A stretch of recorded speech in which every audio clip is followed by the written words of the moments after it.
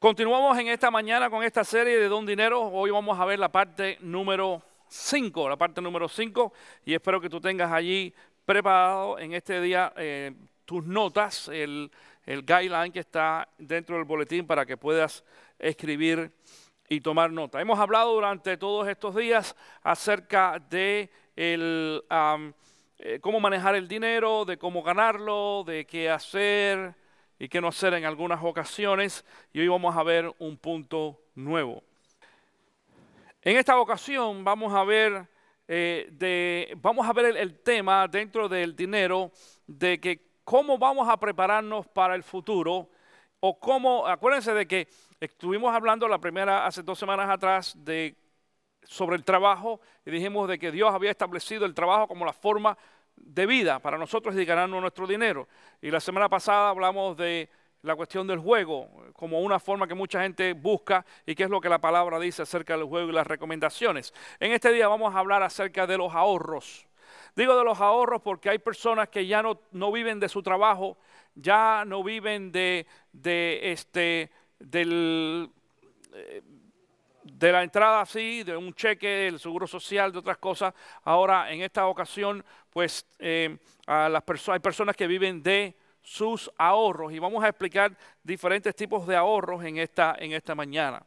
Ahí tienes también un espacio para poder llenar algo que dice: si gastas más de lo que ganas, estás acumulando pobreza. Si ganas más de lo que gastas, estás acumulando riquezas. Lo voy a repetir otra vez. Si gastas más de lo que ganas, estás acumulando pobreza. Y si ganas más de lo que gastas, estás acumulando riquezas. Ahora, cuando hablamos de ahorrar, no nos estamos refiriendo a ahorrar mucho dinero ni tener mucho dinero en el banco. Decía Franklin que un centavo ahorrado era un centavo más en nuestro patrimonio de riqueza. Y dice, ¿pero un centavo qué es? Uno quizás no sea mucho, pero cuando tú juntas muchos centavos, es mucho dinero. Muchos de ustedes saben de que hay veces que uno coge ahí un pomito de eso y va poniendo el cambio, ¿no? El change ahí en un pomito, y al final, cuando de pronto tú miras aquel pomito y empiezas a contar, tienes más de lo que tú pensabas. Así es. Desgraciadamente, algunas personas piensan que para ahorrar hay que ahorrar grandes cantidades. Pero no es así. Yo he tenido la costumbre de tratar de ahorrar por muy poco que sea. Trato de usar ahora convenientemente algunas facilidades, por ejemplo, que el banco te da. Si tú no sabes y tú usas cuenta de cheque en tu banco, el banco te puede ofrecer también un sistema con una cuenta de ahorro donde tú determinas cuánto, y tú dices, por ejemplo, yo quiero que el banco me ponga cada mes, y yo creo que el mínimo son $25. No sé si Tony, que trabajó en banco, ¿sabe? 25 es el mínimo, pero bueno, y mucha gente dice, yo no puedo ahorrar 25, trata de hacerlo. 25 para abrir la cuenta. Pero después uno, ok, Tony conoce bien de esto. Entonces, uno lo que hace es que cada mes, automáticamente, el banco te pone de tu cuenta aquí de cheque, te pasa a tu cuenta de ahorro, la cantidad que tú pongas, o tú lo puedes hacer, aquellos que manejan la internet, lo puedes hacer en la computadora, y tú puedes pasar la cantidad que tú quieras para la cuenta de ahorro y no lo toques. Pero si no, automáticamente el mismo banco te pasa 10, 15, 20, 25, lo que tú quieras para la otra cuenta. Y es como si fuera que lo hubieras gastado de pronto, pero lo estás ahorrando. Hay otro sistema también que algunos bancos usan, yo también lo tengo, que se llama Keep the Change. No sé si han escuchado eso. Donde cuando tú vas a la tienda y a lo mejor haces un gasto de, por decir algo, $5.50, los otros 50 centavos, entonces lo que hacen es que se van a completan el dólar, ¿no? Ya no te van a cobrar $5.50, sino $6, pero esos otros 50 centavos pasan entonces a la cuenta de ahorro. Yo también tengo eso. El otro día me daba cuenta que haciendo eso durante un año, esos cambios así ya tenían más de $100 acumulado aquí que yo ni sabía, en Keep the Change se llama. Uno busca varias formas para poder ahorrar. Y muchas personas piensan y dicen, bueno, esto no tiene nada que ver con la Biblia ni con lo espiritual. Sí, sí lo tiene. Sí es. Y es importante que hablemos de la condición de la parte financiera en nuestra vida. Y dijimos la primera enseñanza de esta serie, yo dije, Les enseñé a ustedes de que cómo nosotros manejamos nuestra finanza y nuestro dinero habla de nuestra relación con Dios. Cuando nosotros manejamos nuestra finanza correctamente, también habla de lo responsable que yo soy delante de Dios por las cosas que Dios nos ha dado. Porque nosotros somos los administradores de Dios, no somos los dueños. Después de todo, el dinero que tú tienes, tú y yo, nuestro dinero, ese es un dinero que le pertenece a Dios. Ese es el dinero de Dios, no es el dinero nuestro. Aunque lo trabajemos nosotros, es el dinero de Dios. Y Dios entonces nos ha puesto a nosotros como administradores y lo tenemos que hacer también correctamente. Eso es una de las cosas que aprendemos. Ahora hay varias cosas que quiero que tú anotes allí en tus notas y en el espacio para llenar en el guideline, en la guía de estudio. Número 1, la vida cristiana no es solo hablar de amor y salvación.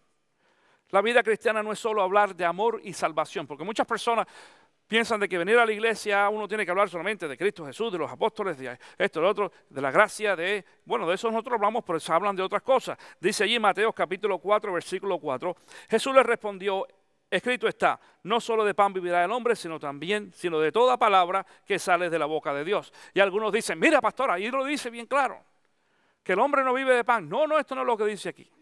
Dice aquí, no solo de pan vivirá el hombre. En literatura nosotros tenemos que entender cuidadosamente cuando una frase es una frase neutral o una frase donde tú puedas cambiar el sentido de la frase. Por ejemplo, en esta ocasión, esta es una frase que si tú la miras al revés, dice exactamente lo mismo. Vamos a mirarlo al revés. No solo de la Biblia vive el hombre, sino también de pan. ¿Es cierto o es mentira? Claro que es cierto. Jesús nos dijo en este texto bíblico de que nosotros no vivimos de cosas materiales. Jesús nos dijo en este texto bíblico, no te preocupes por lo material o por el pan y solamente preocúpate por la Biblia o por lo espiritual. Eso no fue lo que dijo Jesús. Jesús lo que está diciendo aquí es que nosotros tenemos que aprender a mantener un balance. La persona religiosa, atención con esto, aquellos que son religiosos, se van más al extremo religioso donde quieren hacerlo todo, la Biblia, la oración, la iglesia y nada por el otro lado. La persona que no es religiosa, generalmente que no conoce a Cristo Jesús, entonces se va, o la persona que es más carnal, se va más bien por lo material y no se preocupa por la palabra de Dios. Sin embargo, Jesús nos está enseñando a mantener un balance. Jesús nos está diciendo a nosotros que nosotros tenemos que vivir de pan. Es más, cuando algunas de estas personas que son muy religiosas me dicen, no, porque mira, es mucho más importante lo espiritual que lo material, yo le voy a decir, ven acá. ¿Cuántas veces tú comes al día? ¿Ustedes cuántas veces comen al día? Como 6, bastante. Ok, 13 generalmente. Generalmente se supone que es desayuno, almuerzo y comida. En algunos países no, en algunos países desayuno, almuerzo, comida y cena. En otros es desayuno, merienda, almuerzo, merienda, comida, merienda, cena, sigue comiendo, te vas a dormir y después te levantas a las 2 de la mañana, te comes algo más y te cuesta. Así es. Depende. Digo esto para que te des cuenta de que muchas personas comen y comen y comen y comen más. Es más, me voy a atrever a decir esto. Muchos de ustedes o la mayoría de ustedes comen más que lo que leen la Biblia. Si somos sinceros, ¿qué podemos decir? ¿Sí o no? Sí. Claro que sí. Aún yo como pastor, yo como más que lo que leo la Biblia. Entonces, ¿cómo yo voy a venir a decir en esta mañana de que no, que lo que Cristo está diciendo es que lo espiritual sí y lo material no? Porque está hablando aquí de pan y de la palabra de Dios. Fíjate, no solo de pan vivirá el hombre, sino de toda palabra que sale de la boca de Dios. Todos nosotros tenemos la inclinación a preocuparnos más por las cosas materiales que por las cosas espirituales. Y lo que necesitamos hacer es un balance. Pero dentro de la parte espiritual es también entonces saber con la palabra de Dios cómo yo voy a manejar la parte espiritual. O cómo yo voy a manejar la parte material. Porque la parte material y de cómo yo gasto el dinero y esas cosas depende de lo que yo he aprendido entonces en la palabra de Dios. Para yo aplicarlo acá, en este lado de aquí. Ese fue el punto número 1. Punto número 2. Necesitamos saber cuál es nuestra condición financiera. Necesitamos saber cuál es nuestra condición financiera. Por Proverbios capítulo 27, versículo 23 dice: asegúrate de saber cómo están tus rebaños, cuida mucho de tus ovejas. Esto dice la palabra. Necesitamos saber la condición de que dice del rebaño. Tú y yo no tenemos rebaño. Tú y yo no tenemos chivos, ni ovejas, ni nada por el estilo. Pero entonces, si no tenemos chivos y otras cosas, tenemos otras cosas que representan el rebaño. ¿Cómo qué cosa es? Por ejemplo, la familia. ¿Qué más? Las cosas, también. ¿Y qué más? Porque, espérate, bien curioso. Claro, en esta ocasión Tony dijo la familia, es decir, la familia, los hijos, porque pensamos a veces, bueno, estamos hablando de la chivita y los chivitos. No, esa es una parte de la chivita y los chivitos del rebaño, ¿no? Pero el problema es que en la palabra de Dios, el rebaño para esta gente representaba la forma, no solamente la familia, la forma de vida, la forma de ellos poder ganar. Acuérdense que la semana pasada habíamos dicho, y la antes pasada, de que en aquellos tiempos, los tiempos bíblicos, en algunas ocasiones había personas, algunos que se dedicaban al campo, pero otros se dedicaban a criar animales. Y entonces era el medio de ellos de desarrollo, de poder trabajar, el medio de trabajo. Tú y yo no nos dedicamos a criar chivos y esas cosas. Aquí hay bastante gente que hace eso. Dicho sea de paso, cuando yo hablaba durante el servicio de este servicio funeral, allí conocí a muchas personas que a eso es lo que se dedican. Y cuando yo le pregunté, ¿y tú qué haces? Dice, yo crío animales. ¿De verdad? Sí. Dice, y crío chivos y vacas y ellos venden, crían y venden. Y matan y a veces que venden la carne, a veces que venden los animales como tal. Tú sabes, es decir, que ellos tienen un tipo de trabajo que no es el común que hacemos tú y yo. Es el trabajo literalmente de campo. Y entonces a esto se dedican. Bueno, en esta ocasión nos vamos a dar cuenta de que si tú y yo no tenemos chivos o ovejas o ganado que van a criar como estas personas, entonces sí tenemos otras cosas que hacer. Algunos, por ejemplo, Man Isabel, que tienen un restaurante, ese es su rebaño y tienen que cuidar de eso. Y aquellos que trabajan en la construcción, ese es tu rebaño. Y aquellos que trabajan, no sé, en cualquier otro tipo de cosas, ese es tu rebaño. Y aquellos, aunque son retirados, también tienen un rebaño.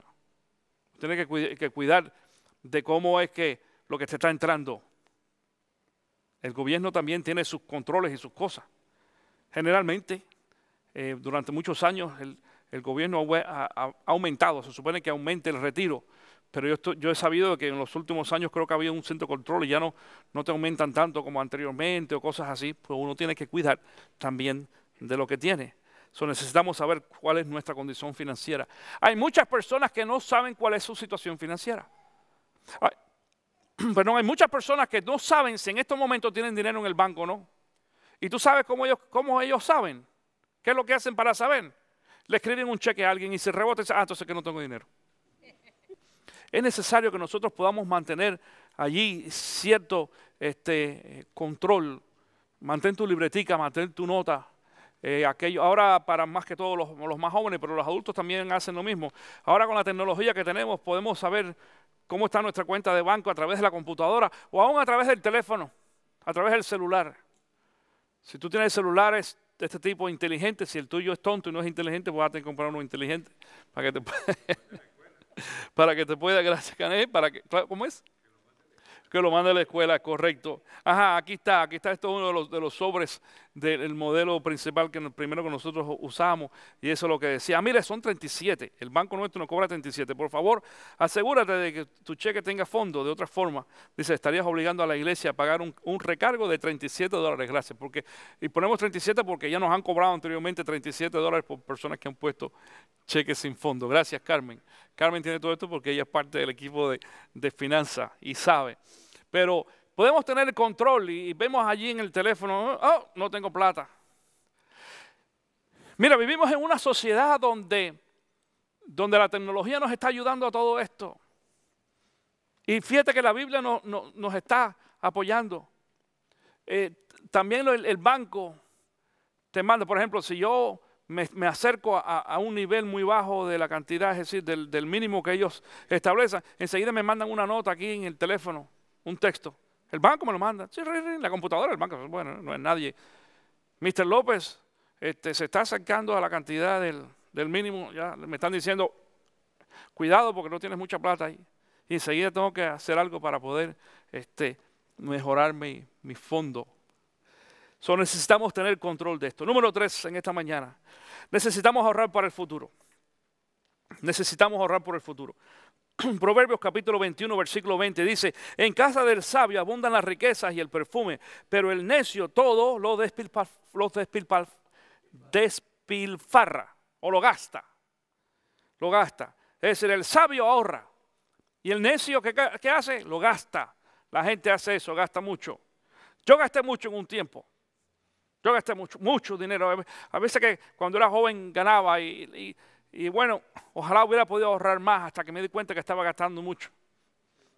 Mira, hay uno que me hace así, me levanta la mano, claro, porque estuvimos de viaje este fin de semana, él y yo, y me contaba: pastor, yo tuve tan buenos trabajos y ganaba tanta plata. Dice, y lo gastaba. Y lo gastaba.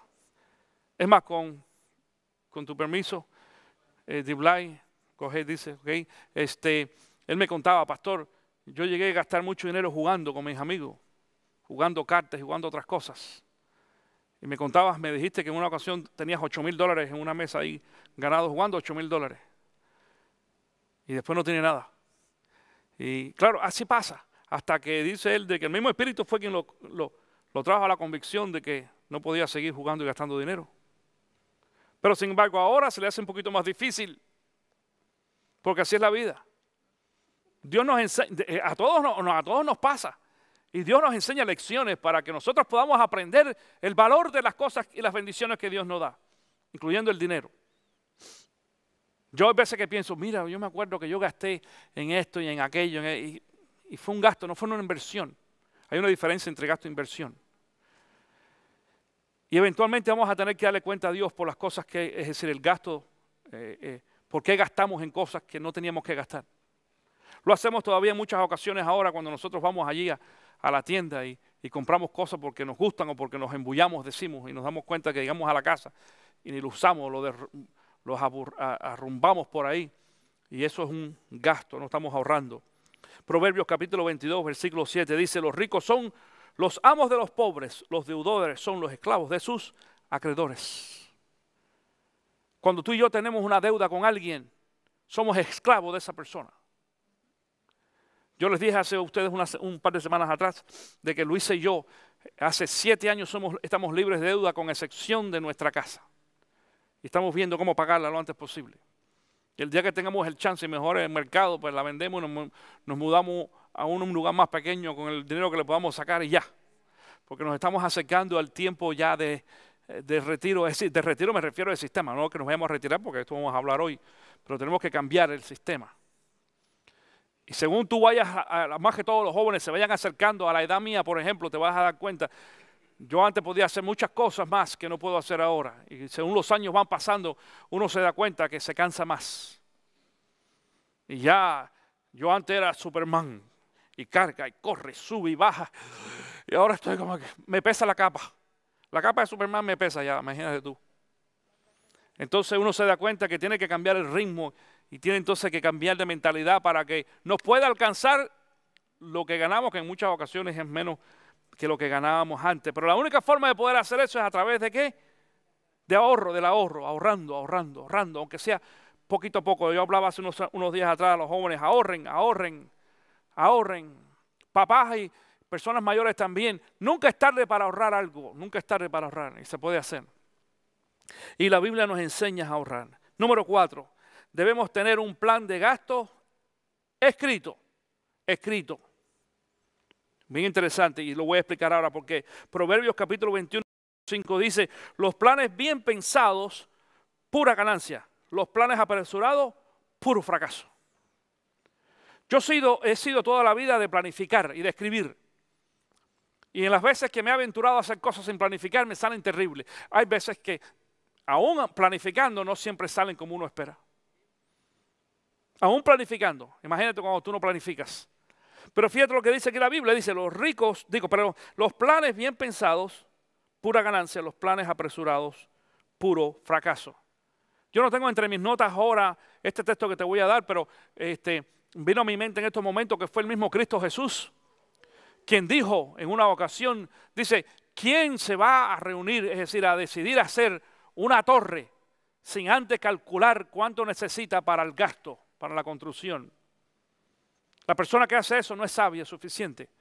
Cuando tú quieres hacer un plan, quieres hacer algo y tú no sabes ni cuánto tú tienes, tú necesitas hacer un plan. Y cuando digo un plan escrito, te voy a decir una cosa, ninguno de nosotros, nadie tiene la suficiente capacidad para recordarse de todas las cosas y recordarse de todos los detalles y los números.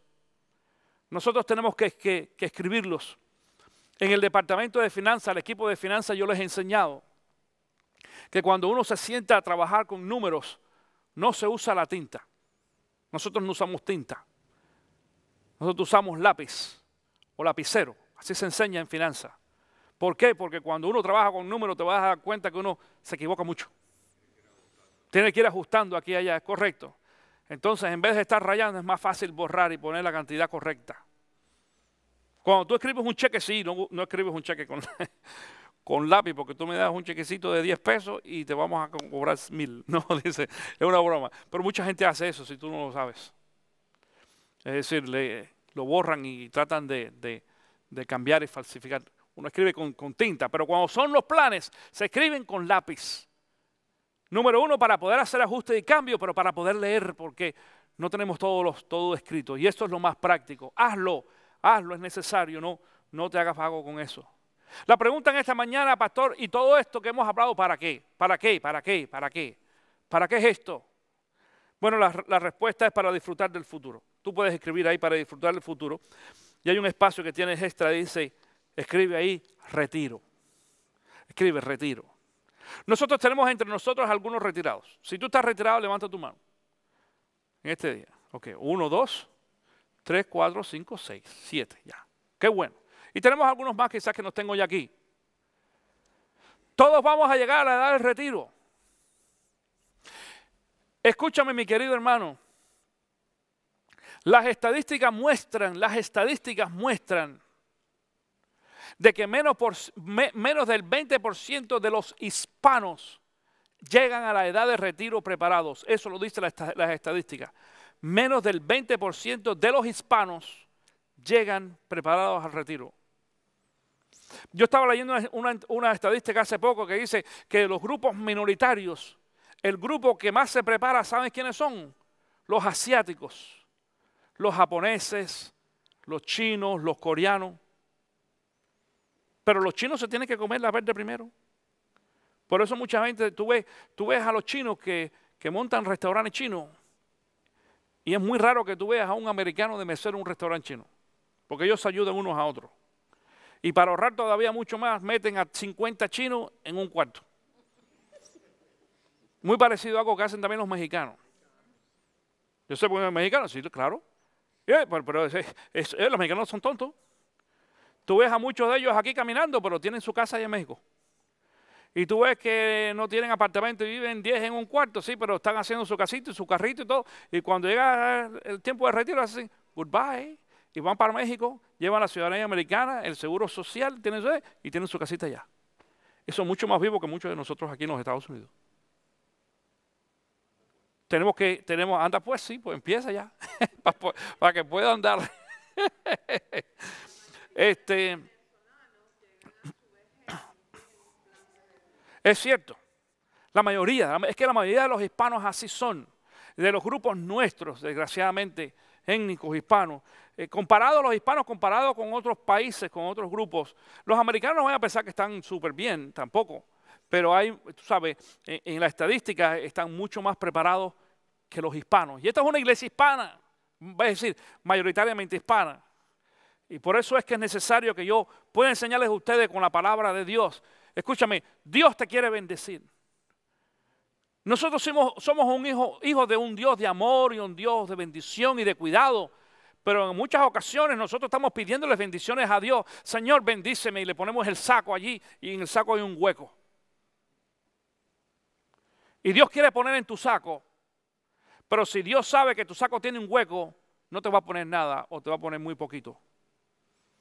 Porque Dios es un Dios que es un buen administrador. Lo prueba desde el principio de la creación.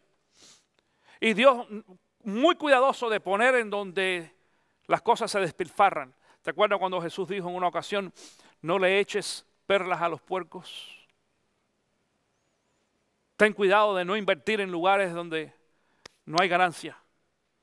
Es más, hay una historia bíblica donde Jesús es el que la cuenta, que es ¿cómo se dice? Una parábola, gracias, una parábola, que es la parábola de los siervos, los 3 siervos que el Señor viene y le da a uno un talento y a otro 5 talentos y a otro 10 talentos. Y cuando viene de regreso, se da cuenta de que el tenía 10 talentos, lo multiplicó, lo invirtió y le dio la ganancia. Y el que tenía 5 también. Y el que tenía un talento, que era el más espiritual de todo, dicho sea de paso, era el más espiritual. Señor, yo sabía que tú... Y le hace un cuento ahí a Jesús, al Señor, ¿no? A su Señor. Y ese Señor coge y le quita el talento que tenía y dice, eres un siervo infiel, inútil, vago, no sirves para nada. Y curioso, ese talento, a este lo dejó sin nada y cogió ese talento y le dio ¿a cuál? Al que más tenía, oye, y tú dices, eso es injusto. Es que la injusticia de Dios es diferente que la nuestra cuando hablamos de finanzas. Y si no manejamos correctamente, escucha esto, si no manejamos correctamente las bendiciones y el dinero que Dios nos da, Dios nos quita lo poquito que tenemos. Y hay muchos cristianos que viven en gran pobreza, desgraciadamente, porque son siervos inútiles, porque no están manejando la parte de la finanza bien. Y dice la misma enseñanza, siervo fiel, en lo poco has sido fiel, en lo mucho te pondré. Es decir, el que es fiel con lo poco, recibe mucho. Por eso en muchas ocasiones yo veo personas, pastor, ganan poco, y pastor, yo no puedo diezmar porque gano muy poco. Nunca vas a ganar lo suficiente, Dios nunca te va a bendecir. Si tú todo lo que haces es poner allí $1 o 2 de tu ofrenda, es decir, que no es ni llega ni ofrenda, no llega ni a limosna. Yo creo que un limosnero en la calle recibe más.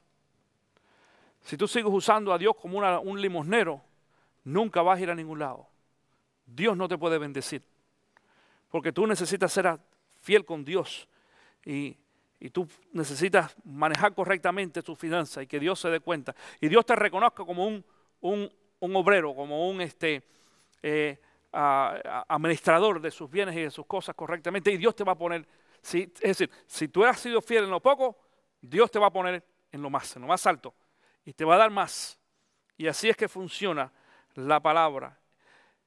En el libro de Números capítulo 8, versículos 24 y 26 nos cuenta una historia que voy a contar en un segundito. Pero quiero decirte esto hablando del retiro, porque entramos dentro del tema del retiro. Además de que muchas personas aquí están retirados, yo quiero decirte en esta mañana de que la Biblia no habla de retiro. Yo te voy a hablar de un texto bíblico de retiro, pero no es el retiro que nosotros practicamos.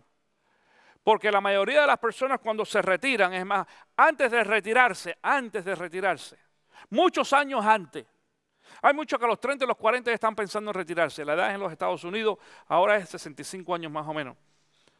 Para la edad en que tú y yo nos retiremos, yo pues casi ahorita todavía me faltan unos cuantos años más y ahorita vas a saber, pero de todas maneras, yo creo que de aquí a allá me va a tocar como a los 70 años retirarme. Quizás, y a lo mejor más, porque se dice de que la edad de retiro va a subir hasta los 75 años. Imagínate, uno dice, güey, hasta los 75 años, hay que hacerlo, ni modo. Bueno, en la Biblia no había retiro, no había tal cosa como edad de retiro ni nada por el estilo. Con excepción de este texto bíblico que te voy a leer en esta ocasión, que es este de Números, capítulo 8, versículos 24 y 26, dice, esta ley se aplicará a los levitas. Los levitas era la tribu de los levitas, que era la tribu de la cual salían los sacerdotes, o lo que nosotros llamamos ahora los pastores, en aquel tiempo de acuerdo a la costumbre judía o hebrea. Dice, otra vez, esta ley se aplicará a los levitas. Para el servicio a la tienda de reunión se inscribirán a los que tengan 25 años o más. Es decir, aquellos que iban a servir en la tienda de reunión, quiere decir en el templo, en el tabernáculo, de los levitas, que eran los que iban a ser sacerdotes después, tenían que tener al menos 25 años. Pero cesarán en sus funciones y se jubilarán cuando cumplan los 50. A los 50 ya se jubilaban. Es decir, que yo en septiembre me jubilo, hermano. Tú ya estás retirado, ya estás jubilado. Yo cumplo 50 en septiembre, así que ve preparando el regalito mío porque ese es mi retiro. Y entonces dice el resto del versículo aquí, del texto bíblico, después se van a ir a jugar golf y a pescar. No, perdón. Dice, después de lo cual podrán seguir ayudando a sus hermanos en el ejercicio de sus deberes en la tienda de reunión, pero no estarán ya a cargo del ministerio. Esas son las obligaciones que asignarás a los levitas. Es decir, dice el texto bíblico que después aún que estos sacerdotes se jubilaban, se jubilaban para no hacer nada. Se jubilaban para ir a pescar o a cazar, o vamos de paseo, nos vamos a ir a las pirámides de Egipto, a ver por allá, o al río Nilo. No, ¿era para qué? Para seguir ayudando en el templo. Lo único que ahora ya no eran los ministros, porque estaban jubilados. Ya cumplieron su tiempo, sus 25 años de servicio, porque fíjate que eran de 25 a 50. Cumplieron sus 25 años de servicio, entonces se jubilaban y ahora, pero siguen sirviendo, siguen trabajando. Digo esto porque la palabra de Dios no tiene tal cosa como el retiro completo de los cristianos de la obra. Mi experiencia en California, cuando yo fui pastor allí en California, lo he dicho anteriormente, fue encontrar una gran cantidad de personas que estaban retiradas. Y me llamó la atención de que la mayoría de ellos querían hacer algo. Eran retirados, pero querían hacer algo. Y no había un ministerio sobre esto. Y cuando llegamos allí, formamos y organizamos un ministerio que más o menos funcionaba, pero no como debía de ser, porque me acuerdo de que el ministerio que existía allí se llamaba Los Patriarcas. Y cuando tú hablas de los patriarcas, ¿qué viene a tu mente? Moisés, tú sabes, hasta Noé estaba allí. No, ni jefe. Porque cuando hablamos de patriarcas estamos viendo de los bien viejitos ya. Entonces no estaban haciendo, eran puros patriarcas. Pero entonces nosotros le cambiamos el nombre y le pusimos esto de años dorados. Porque años dorados en realidad empiezan después de los 50 años. Y empezamos a darle valor a esas personas. Y se hizo un ministerio tremendo. Y las personas retiradas venían a la iglesia y teníamos desayuno. En la mañana temprano, durante la semana, teníamos desayuno. Todas las mañanas desayuno para las personas que eran retiradas que venían a la iglesia. Y la iglesia tenía un autobús. Y el autobús lo empezamos a usar. En la mañana el autobús salía y recogía. Claro, no eran por casa. Lo bueno era como es en una ciudad metropolitana. En un edificio vivían 10 o 15 personas retiradas. Y el autobús se estacionaba allí, ellos bajaban, vámonos, y nos vamos a la iglesia. El autobús recogía por la mañana, daba varias vueltas, recogía unas cuantas personas retiradas y venían a la iglesia a desayunar por la mañana. Pero venían a la iglesia no a desayunar para fiestar y jugar dominó, como muchos, vamos a ir al club. No. ¿Sabes a qué venían? A trabajar. Lo que pasa era que así empezaba, con un desayuno por la mañana para todos los retirados. Y después de eso entonces, pues había un grupo que ayudaban en la oficina a hacer esto, los que hacían el boletín, los que doblaban. Habíamos puesto una mesa allí con varios teléfonos y estaba el ministerio telefónico. Y entonces se ponían a llamar a las personas que habían venido el domingo de visita o a los que no habían venido. Hermano, te habíamos extrañado mucho. Hay muchos de estas personas mayores retiradas que les encanta hablar por teléfono. Les encanta. Aquello es... Entonces, bueno, tú vas a ser parte de este ministerio.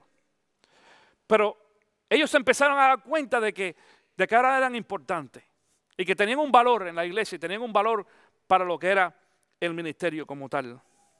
Escúchame, tú y yo, todos vamos a llegar en el momento en que nos vamos a retirar. Los hermanos que ya están retirados, si tú les preguntas, a lo mejor te van a decir, uy, llegó mucho más rápido de lo que yo pensaba, ¿sí o no? Porque déjame decirte una cosa, según los años van pasando, nos damos cuenta. Óyeme, Carmen, yo me acuerdo el día primero que estábamos celebrando en tu casa este año, cuando recibimos el año, y oramos por esta joven que se sanó, ¿te recuerdas?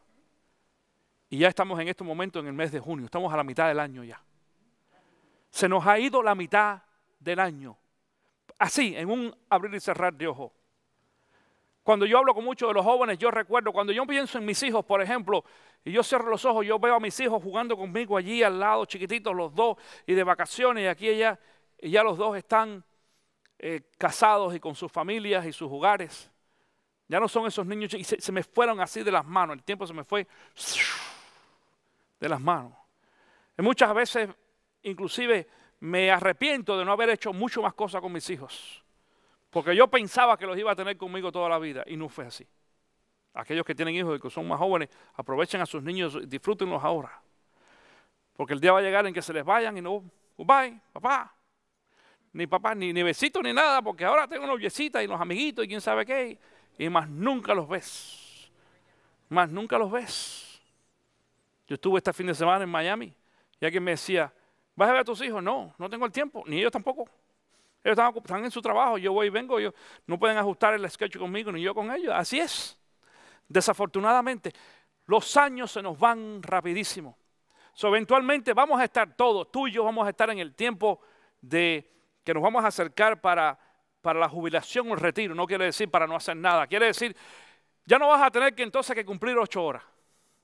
Ya no vas a tener que el chin chin o el jefe, esas cosas, y vas a tener entonces un chequecito. Si es que has ahorrado, porque hasta esto.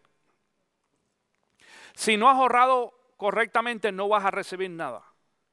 Y dicen algunos, el seguro social, pero déjame decirte algo, si el problema es que esta cuestión del ahorro también es un problema con el seguro social, porque hay muchas personas, incluyendo los hispanos, que han metido mucha mentira y han hecho mucho, ¿cómo se dice?, fraude y trampa para pagar menos en el seguro social, y cuando se retira se quejan porque no tienen suficiente.